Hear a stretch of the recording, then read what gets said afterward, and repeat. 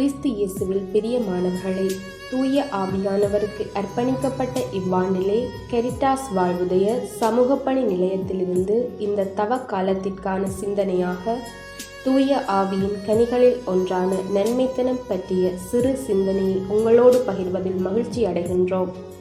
நன்மைத்தனம் என்பது வெறும் ஒரு பண்பு மட்டுமல்ல, அது கடவுளின் இயல்பாகும். ஆண்டவர் நல்லவர், அவரது பேரன்பு என்றும் உள்ளது என்கிறது மறைநூல். தவக்காலம் என்பது நம்மிடம் உள்ள தீமைகளை களைந்து இறைவனின் அந்த உன்னதமான நன்மைத்தனத்தை நம் வாழ்வில் பிரதிபலிக்கச் செய்யும் ஒரு புனிதமான காலமாகும்.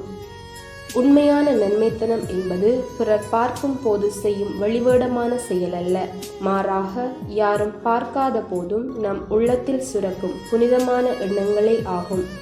நம்முடைய செபமும் தவமும் நம் இதயத்தை சுத்திகரித்து பிறரை பற்றிய எதிர்மறை எண்ணங்களை நீக்கி நன்மையை மட்டுமே சிந்திக்க தூண்ட வேண்டும். கத்தோலிக்க வாழ்வின் முதிர்ச்சி என்பது பிறருக்கு தீங்கு செய்யாமல் இருப்பது மட்டுமல்ல, மாறாக வாய்ப்பு கிடைக்கும் போதெல்லாம் பிறருக்கு துணிவுடன் நன்மைகளை செய்வதாகும்.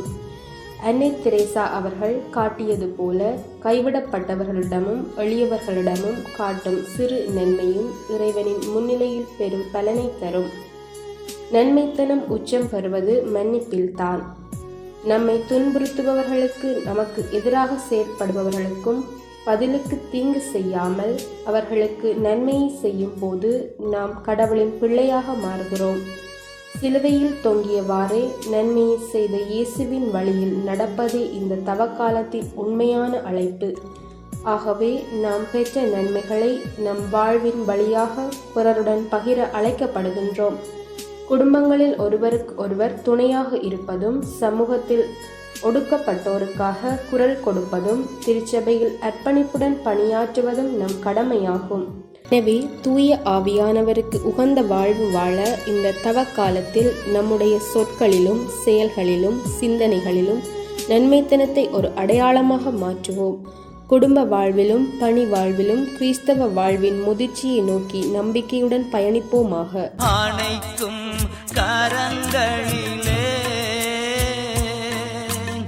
ஆணிகளா சுவாமி, நினைத்து பார்க்கையிலே நெஞ்சம் உருகுதையா.